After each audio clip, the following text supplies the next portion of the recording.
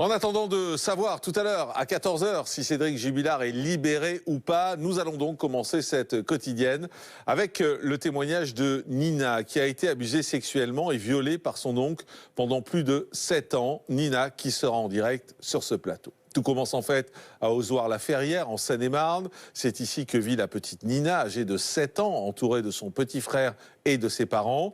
Les parents de Nina qui sont très occupés par le travail. L'oncle de Nina, Martial, sera donc souvent disponible pour la garder. Le mercredi, il emmène la fillette en activité, en balade ou encore au centre équestre. Mais dans la famille, personne ne se doute que le destin de Nina est sur le point de basculer. Très vite, l'attitude de Martial change. Il pose un regard différent sur Nina et commence à avoir des gestes inappropriés. Et un jour, sur le trajet du centre équestre, Martial montre à la fillette de 7 ans des films porno. Il lui demande ensuite de reproduire ce qu'elle a vu à l'écran. Nina, dégoûtée, refuse. Mais quelques temps plus tard, Martial l'agresse sexuellement. Les assauts deviennent ensuite réguliers et Martial ira jusqu'à violer Nina. Il faudra 7 ans à la fillette pour se libérer de ce calvaire. Nous sommes à Ozoir-la-Ferrière, en Seine-et-Marne. C'est ici que vit Nina, avec son petit frère et ses parents. Petite fille souriante et pleine d'énergie, elle adore faire rire son entourage. Les parents de la fillette travaillent beaucoup et Nina est souvent gardée par la famille.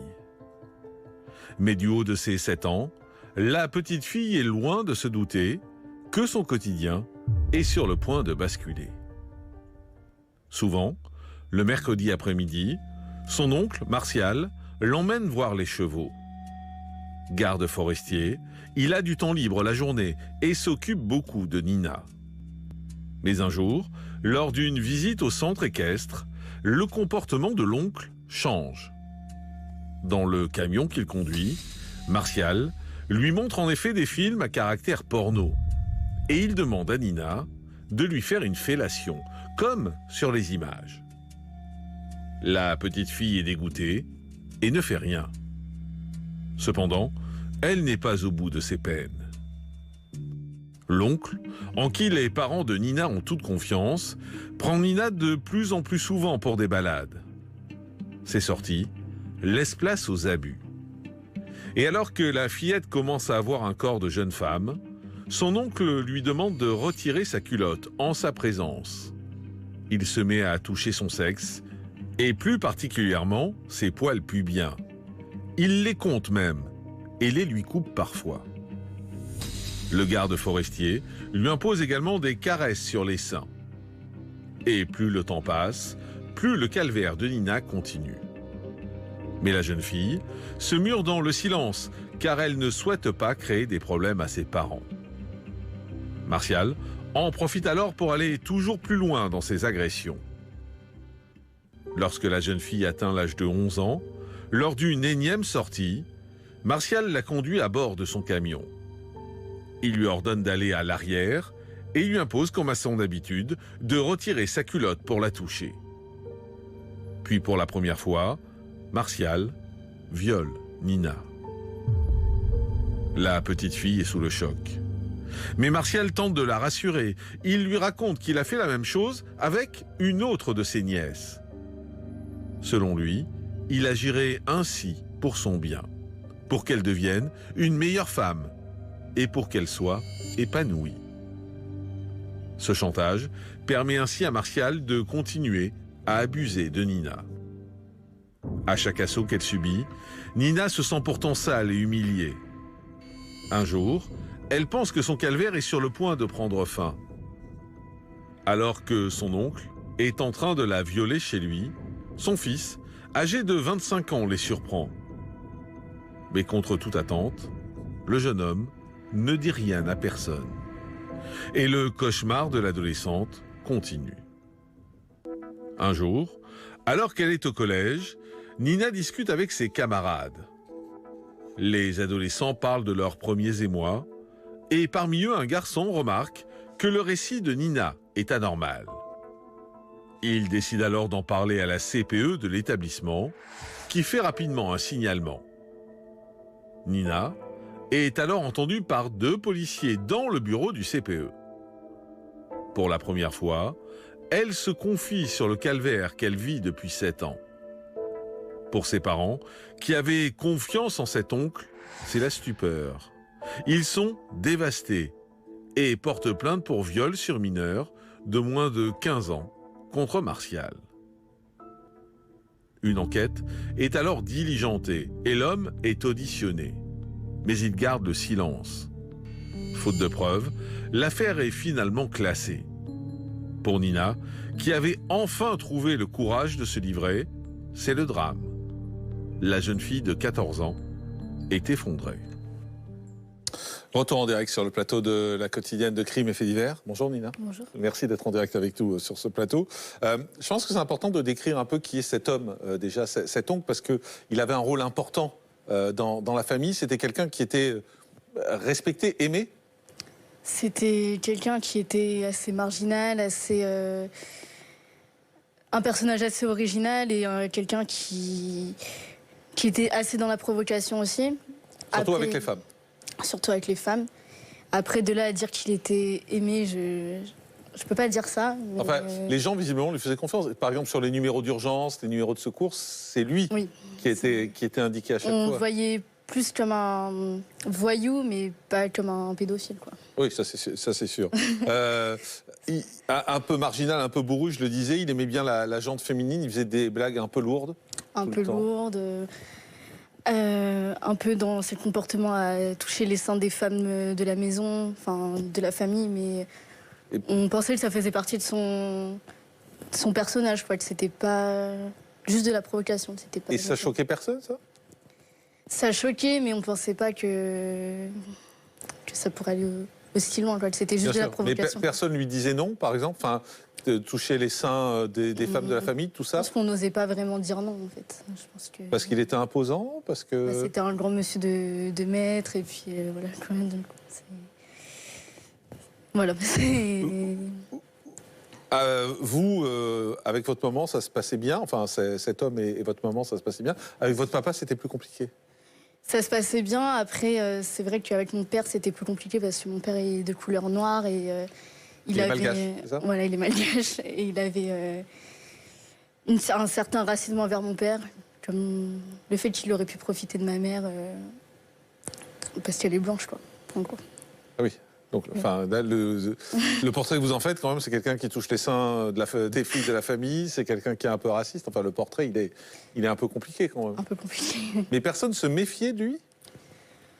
On se méfiait surtout par rapport à des vols ou des choses comme ça, mais on se méfiait pas spécialement de sa violence, quoi. Vous, quand vous étiez plus jeune et avant qu'il ait ce type de comportement, vous l'aimez bien? Moi, je l'aimais bien parce que c'était un adulte qui fixait pas trop de limites, enfin, un adulte qui nous faisait faire des activités, un adulte à qui on pouvait s'identifier en tant qu'enfant parce qu'il n'était pas forcément, comment dire ça de façon... Il n'était pas dur, en fait, avec vous, c'est ça, a oui, priori. voilà, je pense qu'il avait une certaine immaturité qui faisait qu'on se sentait proche de lui, quoi. Et vous dites il nous faisait faire beaucoup d'activités, en particulier sur les chevaux, oui. Parce que vous aimez bien les chevaux. Il avait un ami qui avait des chevaux, c'est ça? Oui, c'est ça, on allait les voir. Ou sinon, c'était, il nous emmenait en balade, ou il faisait les travaux chez moi même. Donc, du coup, c'était... À quel moment il a commencé à avoir un comportement étrange avec vous? Quand vous avez 7 ans à peu près, c'est ça? 7 ans, c'est ce que je me souviens, mais c'est vrai que j'ai un souvenir un peu étrange, vraiment étrange, qui fait que j'ai du mal à situer un peu... J'avais un copain en maternelle qui me disait qu'il faisait des trucs avec son frère pour apprendre. Et moi, je lui disais que je faisais pareil avec mon tonton, en fait, pour apprendre. En maternelle? En maternelle. Donc, j'ai du mal à situer un peu les événements, quoi. Dans les souvenirs que vous avez, alors sans pouvoir à peu près les dater, mais on va dire 6, 7 ans, quoi, dans ces eaux-là, il y a ce fameux lecteur DVD qui était dans son camion. Il y avait... Il me montrait des films pornographiques sur satellite de chez lui. Et puis quand on partait, des fois, il me les montrait sur son lecteur DVD dans le camion. Oui. Et il vous parlait quand il vous montrait ces films? Qu'est-ce qu'il vous disait? Il vous disait c'est pour t'apprendre? Il vous disait quelque chose? Oui, il me disait surtout que ma cousine, il avait fait pareil avec elle et que ça l'a que ça l'a rendu meilleure. Que ça l'a rendu meilleure avec son copain. C'est pour ça que ça fait longtemps qu'ils sont ensemble et tout. Enfin, il me disait des choses comme ça, quoi. En gros, il vous disait qu'il essayait de faire votre éducation sexuelle, c'est Voilà, ça? exactement. Il vous demandait d'enlever régulièrement votre petite culotte? Ouais. Et vous le faisiez? Quand j'étais plus jeune et qu'on était chez lui, je le faisais. Même si c'était un peu bizarre, quoi, parce qu'il me comptait les poils Plus bien. Plus bien, voilà. Et un jour, on est dans son camion et puis je veux pas le faire parce que d'un moment, ça faisait longtemps déjà, je devais avoir 12-13 ans, je pense. Et il m'a dit que ma cousine, elle le faisait, que voilà, que ça la rendait meilleure, quoi, en fait. Donc, voilà. Il va vous demander régulièrement des fellations, par exemple, parce que vous en voyez dans les films porno qui vous montrent et il vous demande de faire pareil. Pendant très longtemps, vous allez refuser. J'ai toujours refusé les fellations et il a jamais été, comment dire, violent et dur. Il était très insistant, très insistant à essayer de me convaincre, très très insistant. C'était plus un travail psychologique, en fait. Voilà, c'est ça. C'est-à-dire, il y revenait encore et encore jusqu'à ce que vous cédiez. Ouais, voilà. Et même quand il me promettait que c'était la dernière fois parce que j'en pouvais plus, ça se repassait en fait. Donc voilà. Vous allez être formé très tôt, hein, vers 11-12 ans. Ouais. Et là, régulièrement, il va vous demander de vous mettre entièrement nu devant lui. Il va me demander de lui montrer mes seins, de me montrer les poils qui poussent de plus en plus. Et toujours d'aller plus loin dans les actes, en fait. Et un jour, il va vous violer? Un jour, excusez-moi. Prenez votre temps, de toute façon, il n'y a pas de souci. Un jour, il demande toujours d'aller plus loin et moi, j'ai du mal à mettre... J'ai du mal à mettre le mot viol, en fait, sur... Aujourd'hui encore, vous avez du mal? Parce que dans la tête des gens, et même par rapport aux images qu'on voit dans les films, etc., un viol, c'est dans la rue, c'est pas quelqu'un qu'on ne connaît pas, et c'est violent. Et en fait, c'était de la manipulation, en fait, à chaque fois, et c'est pour ça que je culpabilise encore, parce que... C'est ce que j'allais dire, parce qu'en faisant cet aparté, on a le sentiment que vous culpabilisez, vous avez presque l'impression d'y avoir participé, en fait. Oui. Parce qu'au début, je suis une enfant, mais après, j'ai 12, 13, 14 ans. Et normalement, j'étais censée pouvoir dire non, quoi. Bah, pas à 12 ans. Je sais pas. Je sais pas. Donc, voilà. C'est-à-dire que vous vous sentez coupable aujourd'hui encore, malgré le temps, malgré les années? Oui, parce que même quand il y a eu la plainte, quand il y a eu le signalement, etc., je voulais pas, en fait, tout ça, moi. Je voulais pas forcément l'incriminer. Je voulais surtout que ça s'arrête et je voulais surtout qu'ils reconnaissent, en fait. Je voulais pas qu'il y ait autant de bazar dans la famille. Et voilà. Mais est-ce que c'est pas, alors, puisque vous en parlez, est-ce que c'est pas parce qu'il y a eu du bazar dans la famille qu'aujourd'hui, vous regrettez un peu tout ça? Parce que j'ai pas envie de lui mettre tous les torts, en fait. Non, c'est lui qui les a.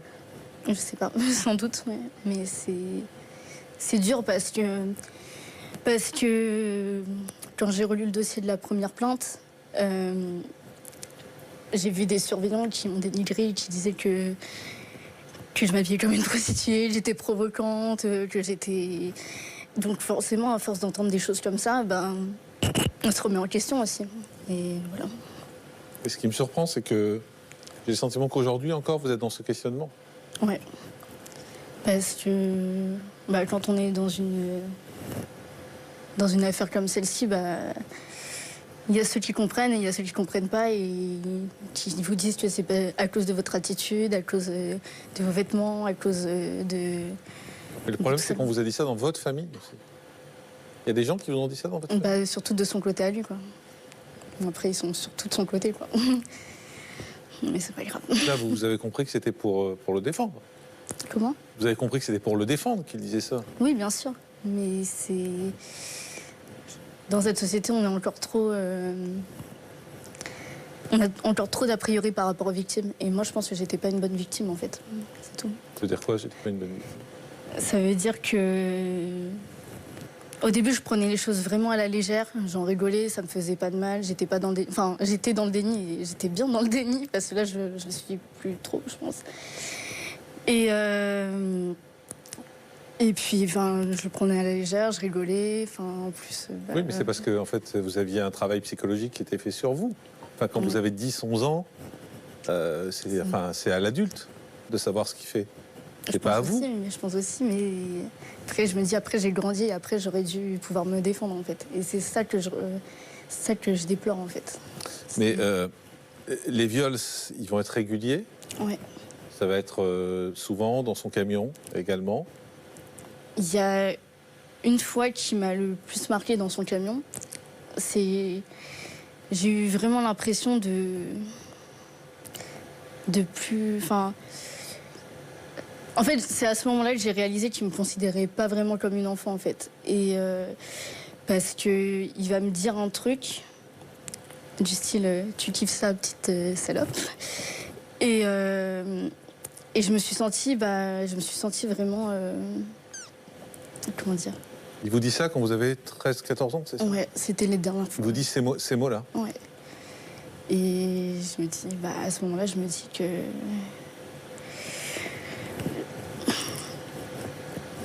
J'arrive pas à... Je me dis qu'il y a un problème, quoi. Que je me sens pas vraiment comme un être humain à ce moment-là, quoi. Ouais. Il va vous violer, on l'a dit, dans le camion, chez vous, dans votre garage, chez lui, chez sa fille, alors que les petits-fils, d'ailleurs, dorment dans la chambre d'à côté, dans la salle de bain. Mm. Il y a une fois où votre cousin, qui a 25 ans, au moment des faits, surprend la scène. En fait, il est arrivé à ce moment-là. Il est arrivé à ce moment-là, mais je pense pas qu'il ait vu, mais il est arrivé à ce moment-là. Et en fait, c'était assez troublant parce que j'étais habillée comme si en fait j'étais une maîtresse, alors qu'en fait pas du tout. J'étais juste en train de subir, en fait. J'étais juste en train de satisfaire des fantasmes malsains et voilà, c'est tout. Mais vous pensez qu'il a rien vu, votre cousin, ou qu'il a fait semblant de ne rien voir? Je pense qu'il a rien vu. Je sais pas, j'espère. Mais il vous a trouvé en train de vous rhabiller? Non. Il est juste arrivé à ce moment-là et en fait la fenêtre elle était de haut et du coup on a vu juste ses pas et voilà. Et il vous a trouvé tous les deux dans la salle de bain? Non, il nous a pas trouvés, on a fait juste comme si de rien n'était, on est sortis comme ça, comme si de rien n'était et voilà. Et vous, par exemple, quand il y a une scène comme celle-là, il y a, à un moment donné, vous vous dites pas j'espère qu'il va me voir pour me sauver? Si, j'espère, mais après, c'est son père, donc il aurait... Je sais pas, je pense qu'il aurait porté la faute sur moi, quoi. Enfin, En fait, vous êtes vraiment dans une phase où vous portez beaucoup de choses encore. Ouais, encore, ouais. Mais ça va aller. À 14 ans, quand vous êtes avec vos amis collégiens, vous parlez de sexe entre vous. Oui. Et là, il va y avoir une forme de déclic pour dire les choses. Je vais les dire, mais je vais pas les dire de façon... Je vais les dire en rigolant. Toujours, c'était mon arme de défense. Du coup, je vais les dire en rigolant. Enfin, mon meilleur ami, il parle de ses relations, du moment, tout ça. Et moi, j'ai balancé ça comme ça, et puis j'en rigolais. Vous dites quoi exactement? Vous vous souvenez de ce que vous dites? Que je fais pareil avec mon oncle, toujours. Que je fais pareil avec mon oncle et que voilà, quoi. Sauf qu'après, d'un moment, ils commencent à m'interpeller tous pour me dire que c'est un peu bizarre ce que je suis en train de raconter. Et ça va faire une rumeur au collège. J'ai passé pour Nina, la fille qui couche avec son oncle, etc. Et de cette rumeur, devient un harcèlement. Du harcèlement devient une plainte auprès de la CPE, de l'infirmière, et puis le signalement, quoi. Donc signalement, un surveillant va venir vous chercher en classe pour vous amener voir le CPE. Deux policiers également sont là. Vous racontez à nouveau votre histoire à ce moment-là? Je la raconte, mais je veux pas citer de nom. Je la raconte pas ce qu'on me demande de la raconter, mais je veux surtout pas déranger, je veux pas citer le nom. Sauf que sur le numéro d'urgence, il y a lui. Il y a lui. Et du coup, je dis oui, je dément pas. Et voilà, c'est comme ça. Votre maman va la prendre par l'infirmière Ouais. de l'école. Et auprès d'elle, vous avouez ce que vous subissez? En fait, il y a une première fois... En fait, elle l'a appris une fois que j'avais été interrogée par les policiers. Ouais. Parce qu'une première fois, j'ai été aller chez ma grand-mère pour l'éviter pendant qu'il faisait les travaux. Et il sonne chez ma grand-mère, malheureusement. Il sonne chez ma grand-mère et puis il insiste vraiment pour que je vienne poser la laine de verre avec lui alors que je dois retourner en cours l'après-midi, tout ça. Et je veux pas. Et j'insiste. Enfin, lui, il insiste. Ma grand-mère avoue que je veux pas, il se doute de quelque chose. Elle appelle ma mère, un peu paniquée, tout ça. Et elle me demande s'il se passe quelque chose avec cet oncle. Et je lui dis non, il se passe rien. Elle me dit t'es sûre? Je lui dis non, il se passe rien. Après, j'ai des amis qui me disent dis-lui. Et j'envoie un message à ma mère, je lui dis oui, il se passe quelque chose, mais pose pas de questions, je t'en parlerai plus tard. Et bon, c'est sûr que pour une mère, c'est un peu... Elle reste dans le trouble. Et après, je rentre en cours et c'est à ce moment-là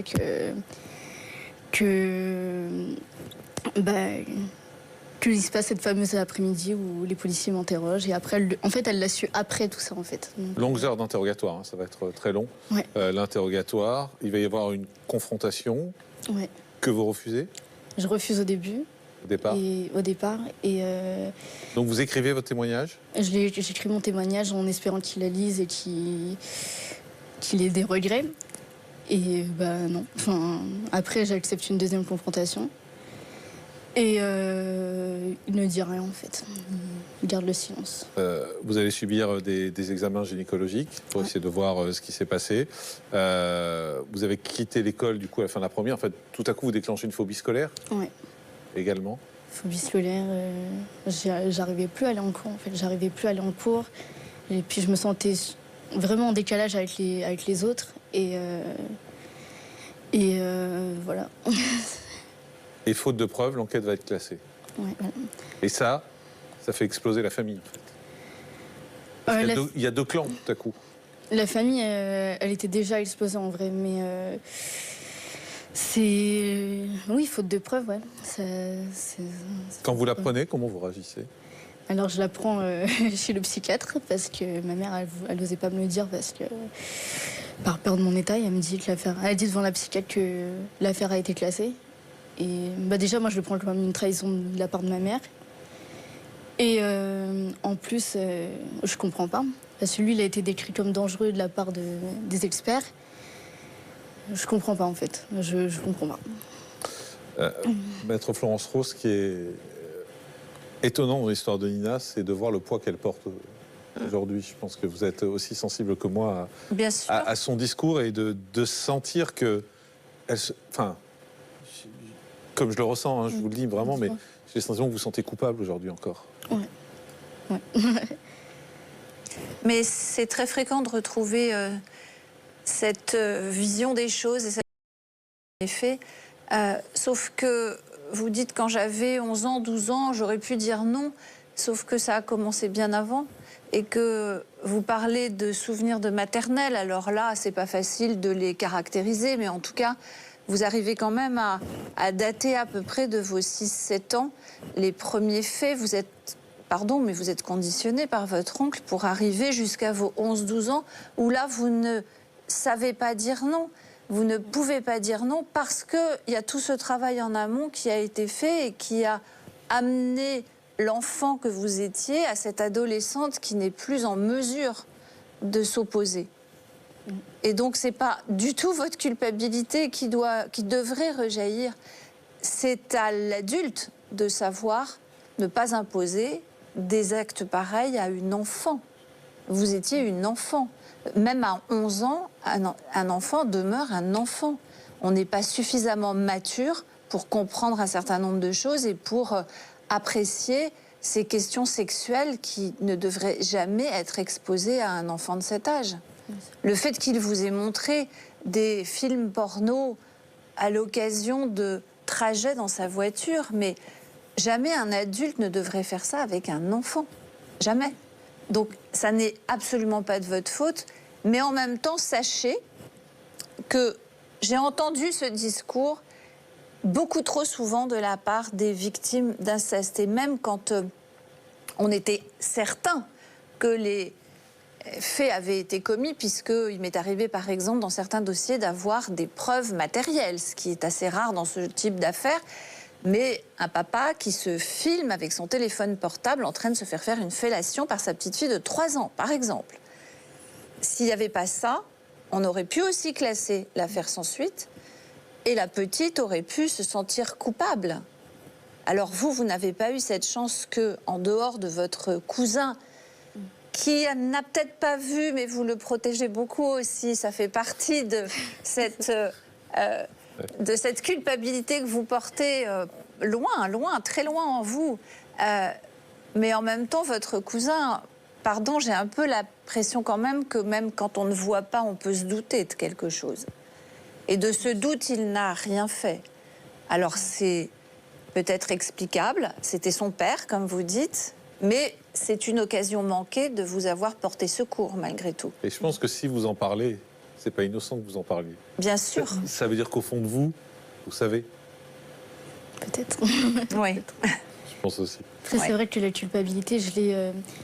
parce que du coup, j'ai grandi et puis maintenant, j'ai pas forcément les codes et j'ai souvent l'impression de mal agir, que ce soit avec les garçons, parce que j'ai pas les codes et je suis une grosse dépendante affective aussi. Du coup, c'est compliqué. Enfin, j'ai l'impression d'être tout le temps ramenée à une salope, en fait. Ouais, parce qu'il vous a mis ça dans la tête en permanence. Ouais. Et quand vous voulez avoir une relation normale, c'est en fait ce que vous pensez. Parce que, en fait, en grandissant, le calvaire que vous a fait subir votre oncle a ressurgi dans votre vie. Et 6 ans après votre première plainte, vous décidez de vous tourner à nouveau vers la justice. Votre famille prend alors connaissance de ce que vous avez subi en détail. Une grande partie d'entre eux vont vous tourner le dos. Au fil des années, Nina essaye d'oublier les agressions de son oncle. Mais à chaque fois qu'elle se retrouve avec un garçon, son passé ressurgit. Elle peine à vivre pleinement ses histoires d'amour et à faire confiance aux hommes. Un jour, lorsqu'elle a 20 ans, les choses se passent mal avec son petit copain. Le jeune homme souhaite en effet aller plus loin, mais Nina n'en a pas envie. Et la jeune femme ne sait pas comment dire non. Alors qu'elle ne trouve pas la force d'exprimer son refus, le garçon, lui, en profite. Et ce viol réouvre alors la blessure d'enfance de Nina.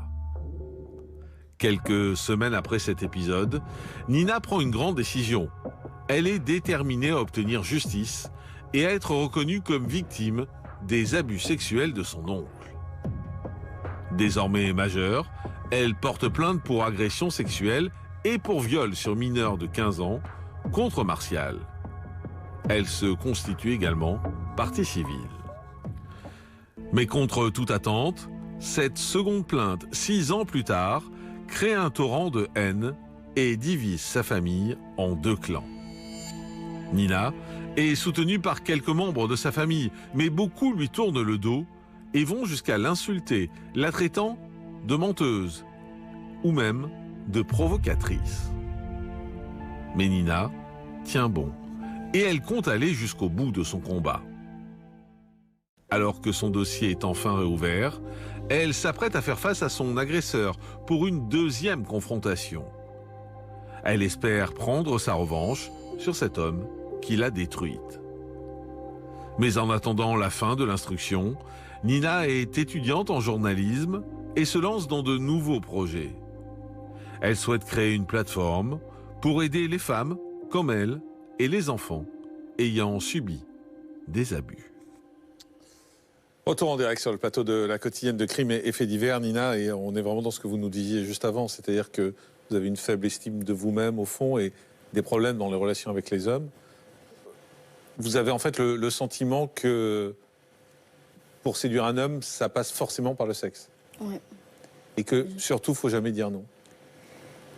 Faut jamais dire non et puis il faut savoir le faire aussi. Et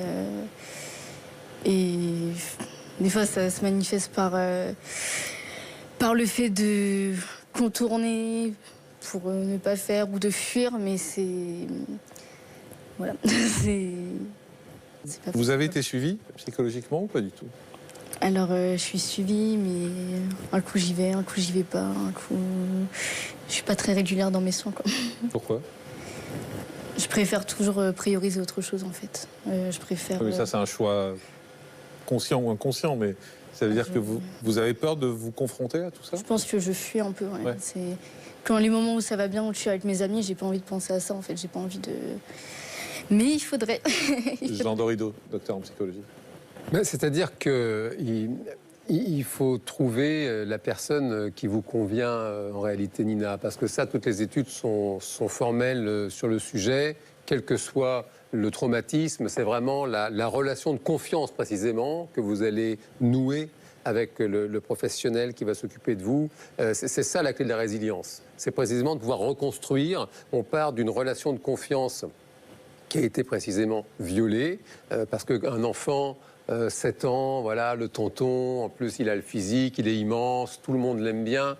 Donc quand on est enfant, on est fragile, on est facilement admiratif, on est justement, par définition, on est sous emprise quand on est enfant, parce qu'on n'est pas autonome, on n'est pas responsable. Il vous emmenait au centre équestre, on n'a bien évidemment pas de voiture, enfin on est complètement dépendant des adultes. C'est pour ça que c'est si grave, si on doit faire un concours, je dirais, d'ignominie, c'est grave d'abuser qui que ce soit, c'est encore plus grave d'abuser un enfant, parce que l'enfant, il est dépendant, il est fragile, ce sont des empreintes qui restent très longtemps. On vous écoute aujourd'hui avec attention, on voit à quel point ce traumatisme, ce doute terrible, qui en même temps est là, c'est tellement fréquent.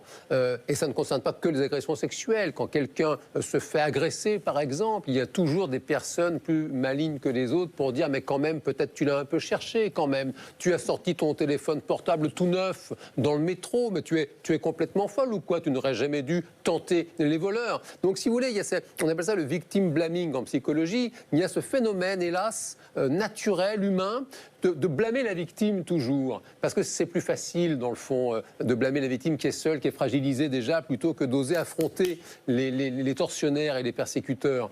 Et donc ça marque très très longtemps. Et bien sûr, oui, je vous souhaite de trouver une personne avec qui vraiment le courant va passer, pour parler avec des mots simples, et avec qui vous allez vraiment pouvoir réapprendre qu'est-ce que c'est que la confiance, peut-être réviser, je vous entends, ça me touche, je vous entends dire tout à l'heure un viol, le cliché, un viol c'est forcément dans la rue, c'est forcément violent, c'est forcément avec quelqu'un qu'on ne connaît pas. Non, précisément. C'est important de le rappeler, un viol, c'est pas forcément dans la rue, c'est pas forcément avec violence, ça peut être menace, contrainte, surprise, et c'est pas forcément quelqu'un qu'on ne connaît pas, hélas. Justement, il y a des personnes tellement souvent qui sont violées par des personnes qu'elles connaissent, et c'est ça qui est d'autant plus grave.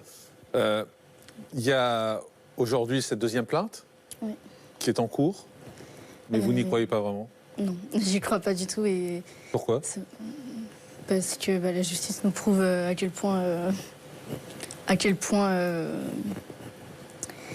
c'est le fait que la première ait été classée, et tout à aussi, coup vous vous dites qu'il n'y a pas de raison que la deuxième... Puis même quand on voit les statistiques, en vrai, ça nous prouve à quel point on ne peut pas avoir confiance en la justice, en fait. Mais vous aimeriez qu'il aille en prison? J'aimerais déjà qu'il reconnaisse, j'aimerais qu'il ait des suivis psychologiques, j'aimerais qu'il soit condamné, en fait, parce que quand on fait quelque chose de mal, on doit être condamné. Mais condamné à de la prison? Parce que si j'insiste là-dessus, c'est que j'ai l'impression que vous n'avez pas très envie d'envoyer en prison. Je veux qu'il soit condamné, je veux qu'il ait une peine, elle est juste... peine juste, quoi. Après la prison, je sais pas. Voilà, je sais pas. Parce que vous vous sentez coupable toujours. Et vous vous dites, s'il est en prison, ce sera à cause de moi. Oui, peut-être. Peut-être.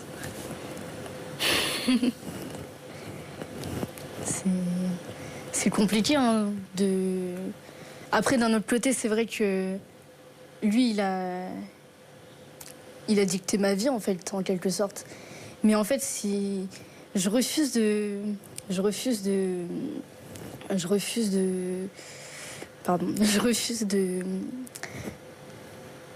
de m'apitoyer sur mon sort et de me dire que tout est de sa faute et moi je veux avancer, et voilà, donc j'ai pas envie de dire qu'il a dicté ma vie, mais s'apitoyer sur votre sort, et tout est de sa faute, enfin, vous pouvez dire que tout est de sa faute, justement, pour avancer. peut-être, mais C'est pas dire que tout est de sa faute, c'est pas s'apitoyer sur votre sort. Votre sort aujourd'hui, c'est de vous battre, c'est de vous lever et de dire voilà, maintenant je suis moi, je vais lui montrer à lui qui a voulu me faire du mal, je vais lui montrer qui je suis. Et vous vous battez, je sais que vous avez créé une plateforme média contre les violences faites aux femmes, par exemple. Voilà, c'est ça, c'est une façon de réagir face à tout ça. bien sûr, et c'est une façon de faire quelque chose de beau d'un truc qui ne l'est pas à la base, en fait. Et voilà, puis je préfère m'occuper des trucs que de m'occuper de moi aussi. Et voilà, c'est un combat de vie. Et vous allez être journaliste? J'espère. Je fais des interviews de temps en temps ou quoi, mais Vous avez envie, en tout cas. Ouais. Il n'y a pas de raison, c'est pareil. Merci beaucoup, Nina. Merci d'être venue. Bon courage à vous. Merci. Et puis c'est vrai qu'il faut que vous trouviez, faut que vous trouviez quelqu'un pour parler, pour vous confier, puis qu'un professionnel qui puisse vous aider, qui puisse vous aider à avancer par rapport à tout ça. Merci beaucoup. Merci beaucoup. Il est 14h18.